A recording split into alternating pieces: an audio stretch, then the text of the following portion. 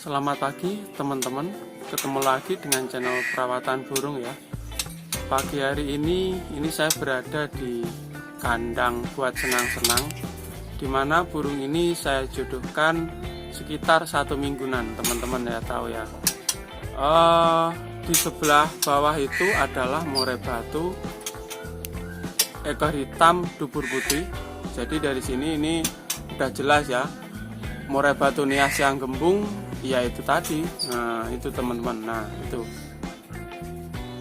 hitam dubur putih murai batu gembung. Nah di video kali ini teman-teman ya, nampak jelas burung tersebut ketika berdekatan cuma gitu-gitu aja. Jadi cuma biasalah kayak ngek kayak gitu teman-teman. Nah setelah 1 minggu di sini tidak ada pernah sekali terlihat kekerasan. Jadi belum pernah sama sekali, cuma gini-gini aja. Jadi saya rasa ini sekitar 1 minggu, boleh saya katakan ini rambu hijau atau aman. Nah, kayak gini teman-teman. Jadi untuk teman-teman yang tanya, oh burung saya kayak gini, kayak gitu ya teman-teman. Kadang-kadang ketemu, kadang-kadang takut kayak gitu teman-teman.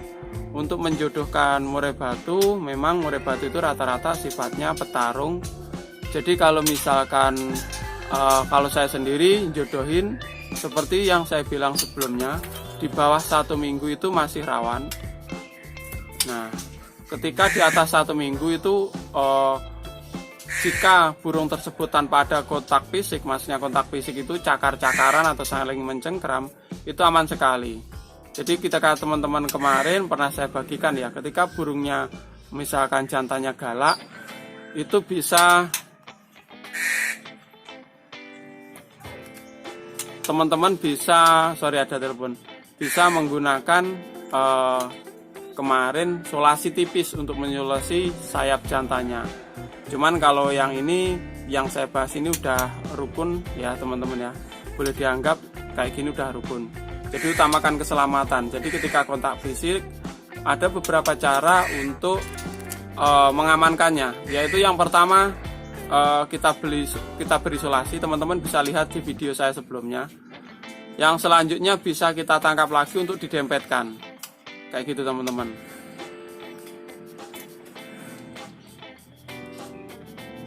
Atau bawahnya bisa juga dikasih pengaman seperti video saya sebelumnya, itu udah jelas ya, nanti teman-teman bisa cek lagi.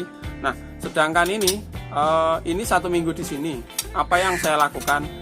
Jadi ini betinanya kasih makannya, ini teman-teman saya bahas dulu ya. Kasih makannya sudah pertama pemilihan. Kalau pemilihan ini saya rasa jantannya udah siap ya, karena ini udah 3 kali mabung dan pennya udah kelihatan besar.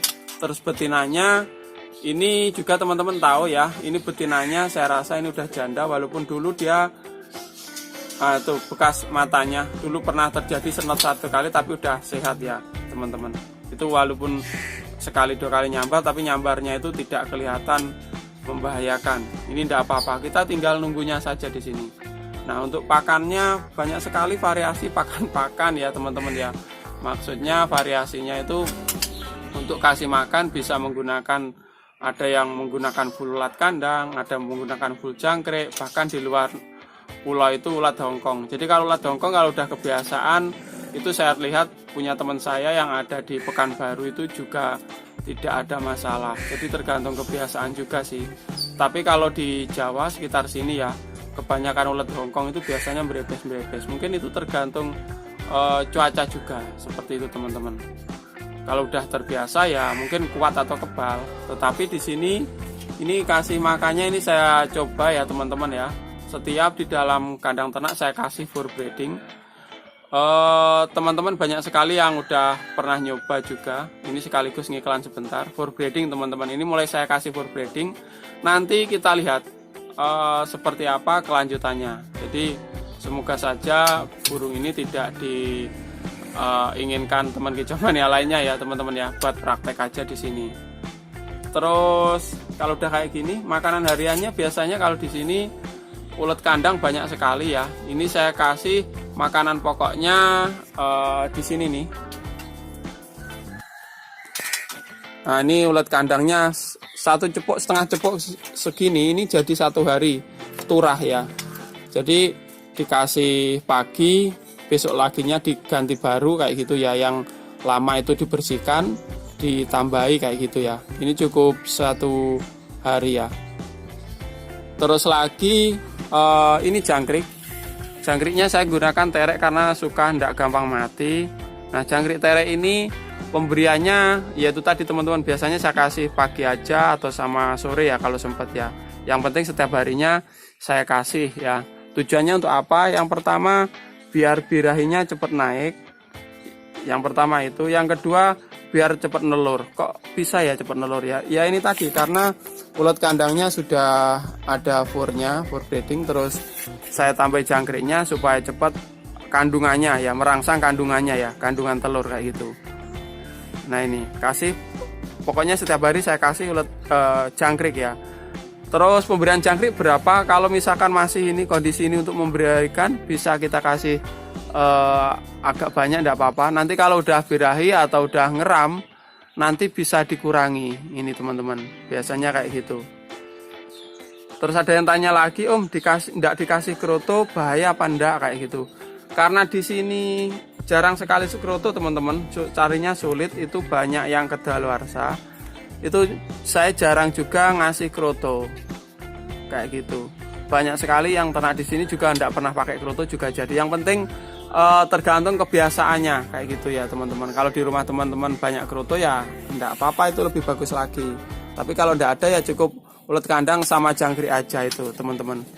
Nah, kalau misalkan ada yang tanya setelah dijodohkan berapa lama nelurnya, itu tergantung burungnya masing-masing. Jadi suatu misal burungnya tembean ya, tembean atau masih unyu-unyu, masih muda sekali, itu mungkin perlu waktu teman-teman. Nah, jadi masing-masing burung itu tidak sama. Cuman ini saya prediksi karena ini udah usianya udah siap, terus udah perawatannya udah sesuai dan dikasih fur breeding, nanti semoga saja tidak ada hambatan ya. Karena yang penting kita udah berusaha atau menikmati prosesnya. Nanti entah itu ada halangan apa, penyakit apa tiba-tiba, itu kita tidak tahu. Yang penting udah usaha gini, saya rasa nanti secepatnya burung tersebut akan jadi ya, atau akan coba nelur kayak gitu teman-teman. Terus ada tak lagi yang nanyakan, Om Sis, nanti jadinya seperti apa? Nah, ini saya dulu pernah pertama kali ya nelur netas sering kali teman-teman, cuman yang dulu dengan betina lainnya ya, seperti itu teman-teman. Nah, ekor hitam dubur putih atau masih disebut juga nias gembung teman-teman. Kalau dijadikan sama kemarin saya jadikan sama nias, itu keluarnya balak tipis. Waktu itu bagus sekali anakannya. Cuman ini betinanya saya ganti dengan balak ya teman-teman, balak 6 kayak gitu teman-teman. Nanti enggak tahu lah, tapi sembarang lah, yang penting ternak itu keluar anakannya pasti senang, pasti untung, seperti itu teman-teman.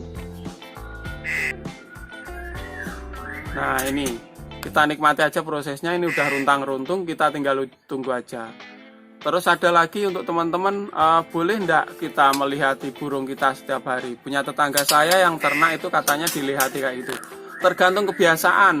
Jadi untuk melihat burung itu tergantung kebiasaan. Saya juga punya teman, itu ketika burungnya nelur, itu telurnya diangkati hampir setiap hari, itu enggak apa-apa teman-teman ya.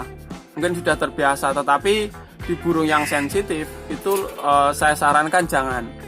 Burung yang sensitif itu bagaimana ciri-cirinya? Ciri-cirinya burung sensitif itu gesit sekali teman-teman, kayak gitu ya. Dia gampang kanji, gampang trauma. Itu jangan sampai di video dan lain sebagainya. Cuman kalau yang ini memang buat seneng-seneng, saya latih ya, saya latih kayak gitu. Itu jantannya naik ke atas. Nah, hampir setiap hari saya latih, saya krak-krak, termasuk betinanya, biar nanti burung tersebut adaptasi. Ya kadang-kadang kalau seperti ini pembersihan kotorannya itu langsung saya siram dengan ember. Seperti ini teman-teman. Ada juga yang tanya kalau bawahnya karpet bagaimana?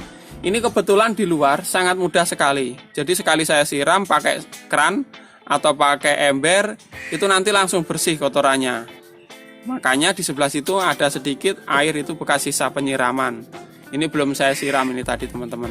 Tetapi kalau di dalam, kalau misalkan menggunakan karpet bisa digulung. Tetapi kalau teman-teman sibuk, bawahnya dikasih tanah itu juga enggak apa-apa. Jadi tanah itu bagus juga, nanti buat ngasin kayak gitu untuk tanahnya bawah. Setelah dikasih tanah nanti kotorannya itu akan meresap ke tanah. Jadi kita bersihkan mungkin 3 bulan sekali, itu udah cukup ya teman-teman. Seperti itu. Kalau misalkan di dalam kan tidak bisa nyiram kayak gitu.